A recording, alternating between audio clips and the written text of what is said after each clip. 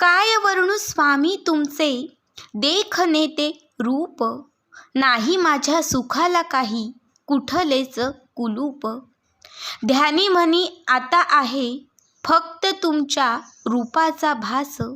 स्वामी तुम्ही आहात माझ्यासोबत, हाच होतोय मला नेहमीच भास. नमस्कार. सर्वप्रथम सर्वांना श्री स्वामी समर्थ, सद्गुरु स्वामी समर्थ. भक्त हो, नेहमीच मी तुम्हाला आपल्या आम्ही स्वामींचे दास या चॅनलमध्ये स्वामीमय अनुभव सांगत असते. स्वामींच्या लीला, स्वामींच्या गाथा ह्या तुम्हा सर्वांपर्यंत पोहोचवत असते. मात्र आज मी तुम्हाला जी श्री स्वामी समर्थ महाराजांची अघटित लीला सांगणार आहे, महाराजांचा अक्कलकोटमध्ये झालेला हा साक्षात्कार आज मी तुम्हा सर्वांपर्यंत पोहोचवण्याचा एक छोटासा प्रयत्न करत आहे. उद्देश फक्त एकच आहे की या मार्गातून, या अनुभवातून जास्तीत जास्त स्वामी सेवेकरी घडावेत, जास्तीत जास्त लोक ही स्वामी नामात यावीत. आजचा अनुभव आहे उल्हास राजेंद्र गवळी या स्वामी सेवेकरी दादांचा. अनुभवाला सुरुवात करण्या अगोदर फक्त जे कोणी स्वामी भक्त आज आपल्या या चॅनलवरती नवीन असतील त्यांनी लगेचच आपल्या चॅनलला सबस्क्राईब करा. कारण तुम्ही आपला चॅनल सबस्क्राईब केल्यामुळे मी पुढचे जे काही व्हिडिओ बनवेन ते सर्वात आधी तुम्हा सर्वांपर्यंत पोहोचतील. तर पुढील संपूर्ण अनुभव हा या दादांच्याच शब्दात. श्री स्वामी समर्थ, सद्गुरु स्वामी समर्थ. नमस्कार. मी श्री उल्हास राजेंद्र गवळी आणि मी सोलापूर येथे राहतो. खरं तर मी खूप वर्षांपासून स्वामी सेवेत आहे. सोलापूर आणि अक्कलकोट यामधील अंतर हे खूप कमी. सोलापूरवरून फक्त 1 तासाचा रस्ता. त्यामुळे मी प्रत्येक महिन्यातील अष्टमी तिथीला न चुकता अक्कलकोटला जात असे. मात्र मागचे 6 महिने घरात काही अडचणी होत्या. डोक्यावर कर्जाचा डोंगर होता. 2 मुली लग्नाच्या झाल्या होत्या. मोठीचं वय हे 30 तर लहानीचं वय हे 27 होतं. मात्र तरीही लग्न अजून जुळत नव्हतं. त्या सगळ्या गोष्टींमुळे खरं तर माझ्या डोक्यावर खूप ताण होता. मला मागचे 6 महिने अक्कलकोटला जाताच आलं नाही. मात्र मी घरीच महाराजांची सेवा, महाराजांची आराधना, सारामृत, नित्यसेवा, आरती, मंत्रजप आणि तारक मंत्र हे सगळं नित्यनेमाने करत असे. पण आता खरंच डोक्यावरचा ताप हा वाढत चालला होता. मी सतत विचारात असायचो. मी एकटाच बसलेला असायचो. घरात बोलणं, समाजात वावरणं हे सगळं काही माझ्याने कमी झालं होतं. कारण कुठेही बाहेर पडलो की मुलींच्या लग्नाचा विषय असायचा. कर्ज वाढत चाललं होतं. ते कसं फेडावं हे मला कळत नव्हतं. रात्री झोप लागत नव्हती. दिवसभर मी काम करत असायचो.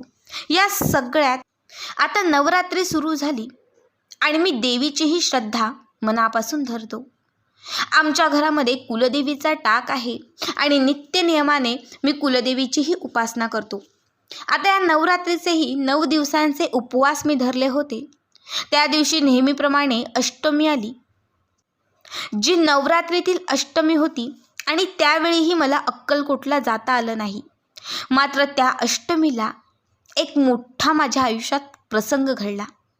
त्या रात्री मला स्वामींचं एक स्वप्न पडलं, ज्यात स्वामी माझ्या डोक्यावर हात फिरवत होते आणि जसा त्यांनी माझ्या डोक्यावरती हात फिरवला, माझे सगळे दुःख संपले.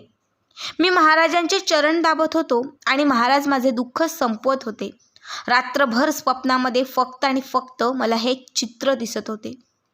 त्यानंतर सकाळी, ज्या दिवशी नवमी होती, त्या दिवशी मी सकाळी उठलो. माझं सकाळचं सगळं आवरलं आणि मी विचार करत होतो. नवमीच्या दुसऱ्याच दिवशी दसरा होता. अष्टमीला तर आपल्याला जाता आलं नाही, मात्र आपण दसऱ्याच्या दिवशी अक्कलकोटला जाऊन येऊ असं मी ठरवलं.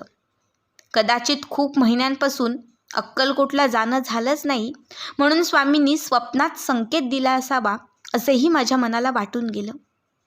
आणि मग आम्ही अक्कलकोटसाठी दसऱ्याच्या दिवशी अगदी सकाळीच निघालो.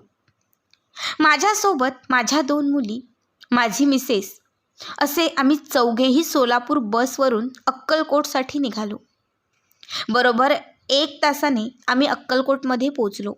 तिथे गेल्यानंतर सर्वात आधी आम्ही महाराजांच्या वटवृक्ष मंदिरामध्ये पोचलो. दसरा असल्याने मंदिरामध्ये भक्तांची रांग होती, गर्दी होती. गर्दी खरं तर या दिवशी खूप जास्तच होती. आम्ही रांगेत होतो. खूप वेळानंतर आमचं दर्शन झालं. मात्र असं दर्शन माझ्या आयुष्यात माझं कधीच झालं नव्हतं. कारण आम्ही गाभाऱ्यात पोचलो. मी महाराजांकडे नारळ दिला. खरं तर त्या नारळात मी माझ्या मुलींच्या काही इच्छा व्यक्त केल्या होत्या. महाराजांनी तो नारळ स्वामींच्या समोर ठेवला आणि आरती सुरू झाली. इतकं छान वाटलं कारण आपला नारळ स्वामींच्या समोर ठेवला. संपूर्ण आरती संपेपर्यंत आपला नारळ स्वामींच्या समोर होता. म्हणजे स्वामींनी आपला प्रसाद स्वीकारला असंच मला वाटलं. त्यानंतर मग आम्ही वटवृक्षाजवळ गेलो. तिथे महाराजांची एक मूर्ती आहे. त्या मूर्तीजवळ आम्ही दर्शन घेतलं. मी स्वामींना एकच सांगत होतो, या अडचणींमधून, या दुःखातून आमची सुटका करा. माझ्या मुलींचं लग्न जमू देत. जसं मी हे म्हटलं, माझे डोळे बंदच होते. आजूबाजूला खूप गर्दी होती. तिथेही भक्तांची रांग होती. आणि तितक्यात महाराजांवरील एक फूल माझ्या हातावर पडलं. खरं तर बाजूला असणारी मुलं, सर्व लोक, माझ्या मुली, माझी मिसेस हे सगळं काही बघत होती. नशीबवान आहात, महाराजांनी आशीर्वाद दिला असं अगदी प्रत्येकाच्या तोंडामध्ये होतं. त्या क्षणी माझ्याही डोळ्यातून आनंदाश्रू आले. त्यानंतर माझं दर्शन झालं. मी बाजूलाच उभा होतो. मात्र मी एकटक महाराजांच्या मूर्तीकडे बघत होतो. जेव्हा मी स्वामींकडे बघत होतो ना, मला त्या मूर्तीतून काहीतरी जाणवू लागलं. महाराजांच्या ओठांची हालचाल, महाराजांच्या डोळ्यांची हालचाल मला पूर्णपणे जाणवत होती. मी माझ्या पत्नीला आणि माझ्या मुलीलाही सांगितलं. त्यावेळेस खरं तर त्यांनी मला वेड्यात काढलं. असं काही नाही, कारण ते त्यांना काही जाणवत नव्हतं. 5 मिनटं मी स्वामींकडे एकटक बघत होतो आणि त्याच्या पुढे एक चमत्कार घडला. स्वामी चक्क माझ्याशी बोलले. खरं तर कुणीच विश्वास ठेवणार नाही, पण स्वतः मी हे अनुभवलं. त्या दसऱ्याच्या दिवशी स्वामी साक्षात माझ्याशी बोलले आणि ते मला एकच सांगत होते, या 24 तासात तुझ्या सर्व इच्छा पूर्ण होतील. भिवू नकोस, आम्ही तुझ्या पाठीशी आहोत. आमची सेवा करतोस ना, त्याचं फळ तुला या 24 तासात मिळेल. दादा म्हणतात, मी माझ्या पत्नीलाही सांगितलं की ही मूर्ती माझ्याशी बोलली. साक्षात स्वामींचे शब्द माझ्या कानात पडले आणि मी ते सगळं काही माझ्या पत्नीला आणि मुलींना सांगितलं. त्यावर माझी पत्नी पुन्हा माझ्यावर चिडली. आम्हाला नाही दिसलं, आम्ही नाही ऐकलं, असं काही नाही. श्रद्धा असावी, अंधश्रद्धा नको, असेही माझ्या मुलींनी मला सांगितलं. मग मलाही वाटलं की भास असेल, माझ्याच मनाचे हे भास असतील. असं म्हणून आम्ही समाधी मंदिरात जाऊन दर्शन घेतले आणि मग त्यानंतर आम्ही परतीचा प्रवास सुरू केला. संध्याकाळी 4 वाजता आम्ही घरी पोचलो.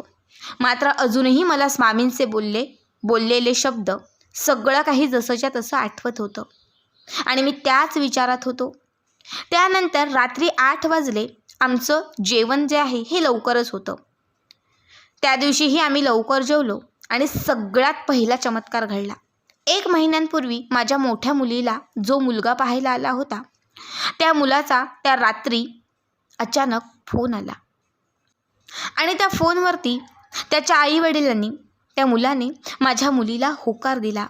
खरं तर 1 महिना त्या गोष्टीला झालेला. असे बरेचसे मुलगे माझ्या मुलीला या काही वर्षात बघून गेले, पण खरं तर कुठेच काही होत नव्हतं. आम्ही बऱ्याच ब्राह्मणांकडे बघायचो, पण तिला योगच नाही असं सांगितलं जायचं. आम्ही आता लग्नाची आशाही ठेवली नव्हती. मात्र त्या दिवशी चमत्कारासारखा तो प्रसंग घडला आणि तब्बल इतक्या वर्षात माझ्या मुलीचं लग्न ठरलं. त्यानंतर दुसऱ्या दिवशी सकाळीच मी ऑफिसला गेलो. मी MSCBमध्ये असिस्टंट या पदावरती काम करत आहे. 40 वर्ष काम करूनही माझी बढती कधीच झाली नाही. मात्र त्या दिवशी आमच्या ऑफिसमध्येच जो मीटिंगचा एरिया आहे तिथे मला बोलावलं. जेव्हा मी तिथे गेले तेव्हा साहेबांनी माझ्या हातात एक लेटर दिलं. जेव्हा मी ते लेटर ओपन केलं तर चक्क त्या लेटरमध्ये माझं प्रमोशन होतं. खरंच तो दिवस पुन्हा माझ्या आयुष्यातील सर्वात मोठा चमत्कार घडून आणणारा होता. त्या प्रसंगाने पुन्हा एकदा मला शॉक लागला. त्यावेळेसही असं वाटलं की हा भासच असेल, कारण हल्ली मला भास हे जास्तच होतात. मात्र तो भास नव्हता तर ते सत्य होतं. आता पगार वाढल्यामुळे माझ्या खूप चिंता मिटल्या. कर्ज, लोकांची देणी, सतत जे विचार माझ्या मनात असायचे त्या विचारांना स्वामी महाराजांनी कायमचा फुलस्टॉप दिला. त्यानंतर रात्री मी घरी आलो. सगळ्यांना मी ही बातमी सांगितली. सगळेच खुश होते. अगदी माझी पत्नी सगळ्यांना पेढे वाटत होती आणि तितक्यातच मोबाईलच्या रिंगचा आवाज आला. मी तो रिसीव केला. तो कॉल वधूवर सूचक मंडळातून होता. माझ्या लहान मुलीचं नाव आम्ही जिथे लग्नासाठी नोंदवलं होतं तिथे एका मुलाचा बायोडाटा तिच्यासाठी आला होता आणि काल म्हणजे मंगळवारी आम्ही सगळी इन्क्वायरी करून त्या लग्नासाठी होकारही दिला. बरोबर 24 तासांमध्ये माझ्या आयुष्यात एक नाही, दोन नाही तर तब्बल 3 चमत्कार घडले. खरंच ही लीला फक्त स्वामींची होती. जसे ते म्हणाले सेम तसंच 24 तासांत त्यांनी माझ्या आयुष्यात चमत्कार केले. त्या क्षणी माझ्या पत्नीलाही पटले की त्या दिवशी स्वामी खरंच यांच्याशी बोलले. माझ्या आयुष्यातील सर्व अडथळे स्वामींनी दूर केले. मला संकटातून स्वामींनी तारले. खरं तर स्वप्नात येऊन महाराजांनी स्वतःच मला अक्कलकोटला बोलवले आणि तिथे जाऊन माझ्या आयुष्याचे गणितच बदलले. इतकी वर्ष मुलीच्या लग्नासाठी धडपडणारा मी, दसऱ्याच्या दिवशी महाराज स्वतः माझ्याशी बोलले आणि माझ्या मुलींवरील दुर्भाग्य हे स्वामींनी सौभाग्यात आणले. माझ्या मुलींसकट माझ्या आयुष्याचे भाग्य स्वामींनी बदलवले. खरंच स्वामी लीला अघटित आहे. स्वामी शक्ती अफाट आहे. महाराज अशीच कृपा ठेवा, असेच आम्हा सर्वांसोबत कायम राहा. भक्त हो, या दादांनी जितकी महाराजांची सेवा केली त्या सगळ्या सेवेचं फळ हे महाराजांनी एका क्षणात त्या दादांना दिलं. आपण खूप वेळा सेवा करतो आणि लगेचच फळाची अपेक्षा ठेवतो, पण लक्षात ठेवा स्वामींची सेवा निस्वार्थाने मनापासून करत राहा. असा एक तरी दिवस येतो की ज्या दिवशी स्वामी आपलं नशीब आणि आपलं आयुष्य बदलवून टाकतात. या दादांचा अनुभव तुम्हाला कसा वाटला कमेंट करा. तुमचेही काही असे अनुभव असतील तर आपल्या या चॅनलवरती शेअर करा आणि असेच पुढचे छान छान अनुभव ऐकण्यासाठी आपल्या चॅनलला सबस्क्राईब करा. श्री स्वामी समर्थ. जय जय स्वामी समर्थ.